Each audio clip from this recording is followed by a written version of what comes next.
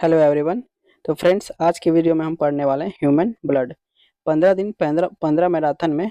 ये आज हमारी दूसरी वीडियो है। इससे पहले हम सेल चैप्टर को पढ़ चुके हैं। अगर आपने अभी तक उस वीडियो को नहीं देखा है तो चैनल में जा करके उस वीडियो को भी आप देख सकते हैं, ठीक है। तो फ्रेंड्स, ये ब्लड जो है वो काफ़ी बड़ा चैप्टर है।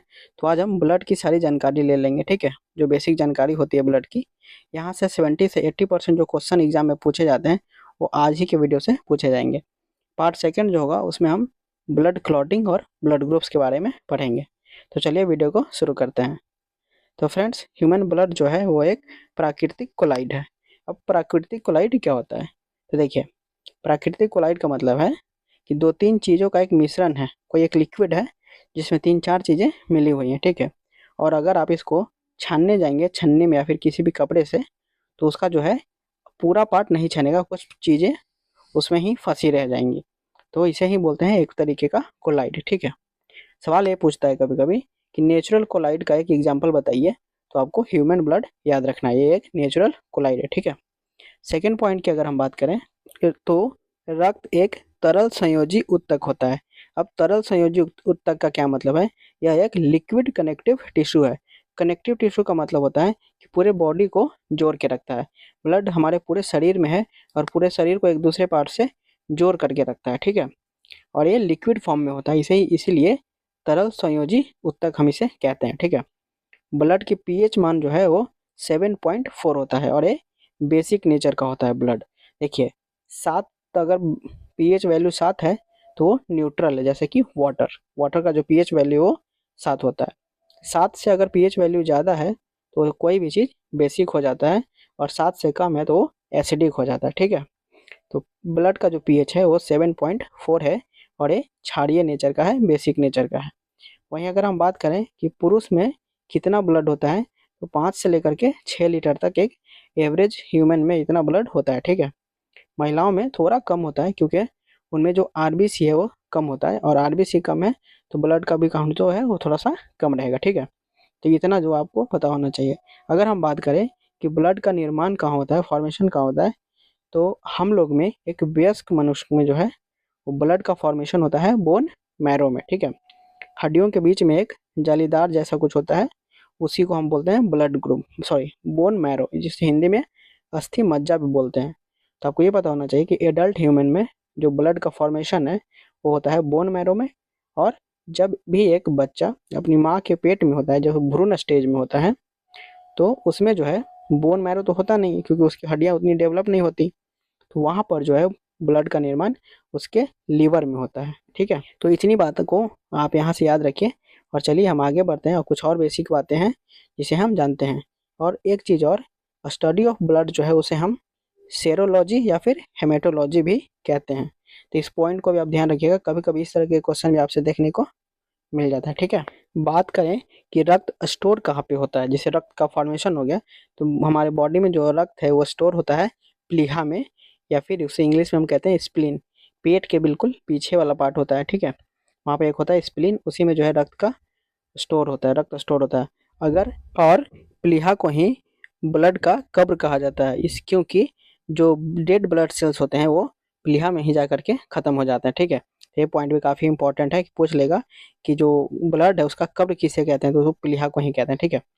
वहीं पर अगर हम बात करें कि रक्त परिसंचरण तंत्र जो होता है, मतलब ब्लड सर्कुलेशन के बारे में किस वैज्ञानिक ने बताया था, तो उनका नाम है विलियम हार्वे, ठीक है। तो इसको भी आप ध्यान में रखिएगा।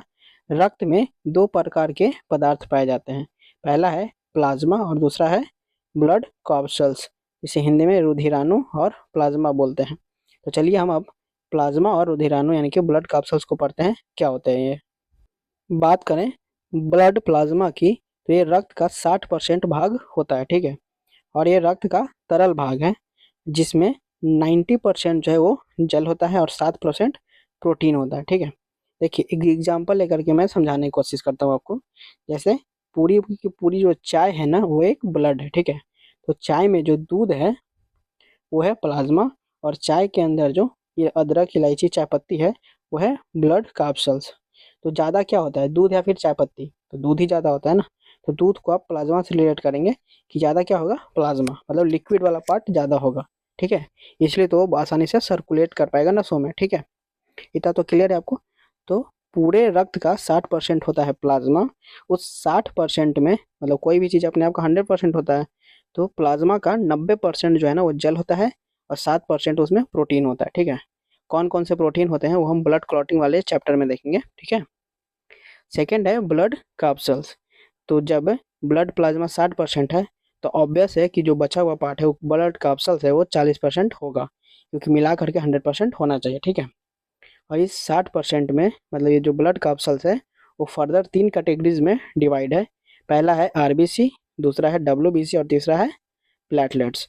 तो अगर आपको डब्ल्यूबीसी, आरबीसी और प्लेटलेट्स के फंक्शन पता चल जाए और इन तीनों के बारे में कुछ और इम्पोर्टेंट जानकारी है वो आपको पता चल जाए, तो ये पूरा का पूरा जो ब्लड चैप्टर है वो पूरा आपका हो जाएगा। ठीक है, तो चलिए अब हम देखते हैं कि आरबीसी, डब्ल्यूबीसी और प्लेटलेट्स क्या हैं। तो सबसे पहले हम पढ़ते हैं आरबीसी को।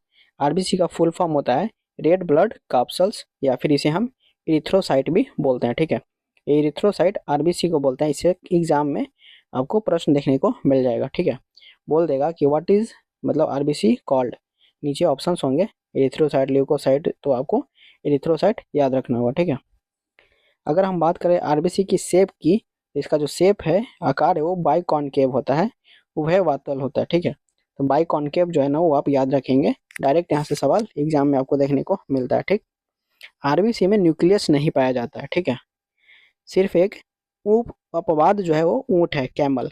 कैमल के आरबीसी में न्यूक्लियस पाया जाता है। तो एक्सेप्शंस हमेशा इंपॉर्टेंट बनते हैं। ठीक है, साइंस में खास करके एक्सेप्शंस इंपॉर्टेंट हो जाते हैं। तो आपको अगर पूछ दे कि वो कौन सा ऐसा जानवर है जिसके आरबीसी में न्यूक्लियस होता है, तो आपको ऊँट बताना पड़ेगा। ठीक है, तो काफ़ी इंपॉर्टेंट है, इसको ध्यान में रखिएगा। ऐसे हम लोगों में या फिर और किसी भी स्तनधारी में उसके आरबीसी में न्यूक्लियस नहीं होता है। तो काफ़ी इंपॉर्टेंट पॉइंट है ये। बात करें सेकंड की, तो जो आरबीसी का लाइफ स्पेन होता है, उसका जो जीवन काल होता है एक आरबीसी का, वो 20 दिन से लेकर के 120 दिन का होता है। काफ़ी इंपॉर्टेंट पॉइंट है, तो इसको भी ध्यान में रखिएगा।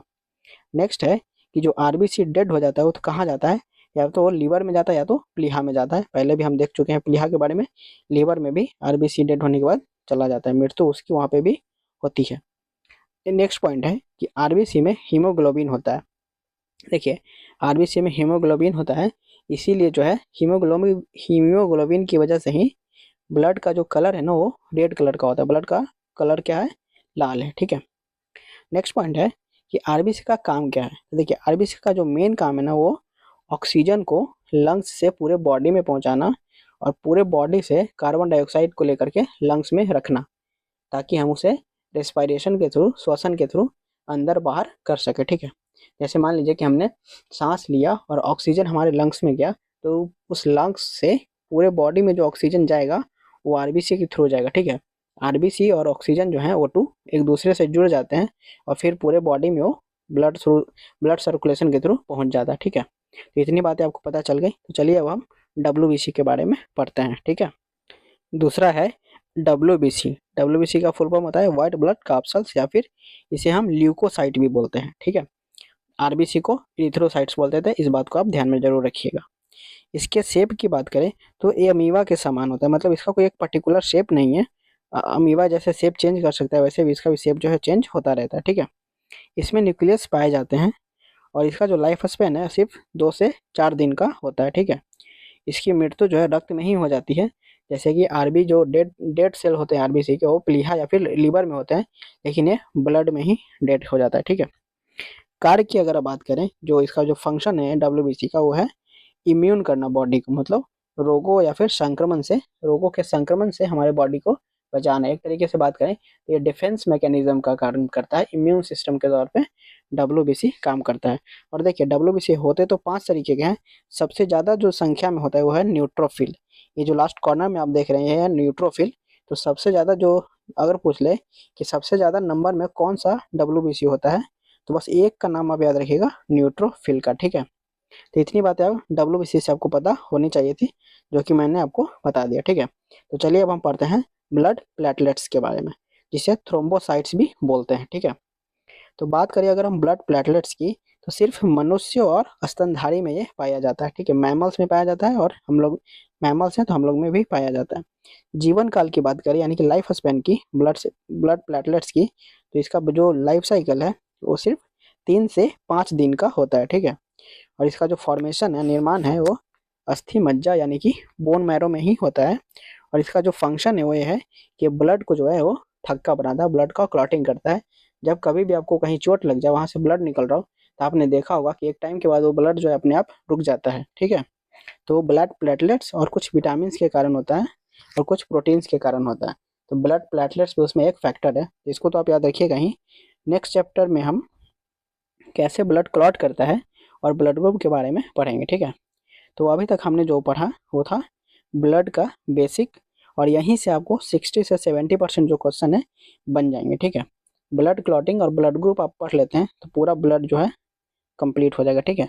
तो सेकंड पार्ट जब मैं ब्लड का लेकर के आऊँगा तो उसमें मैं आपको ब्लड क्लॉटिंग और ब्लड ग्रुप पढ़ा दूंगा, ठीक है। वीडियो को देखने के लिए थैंक यू।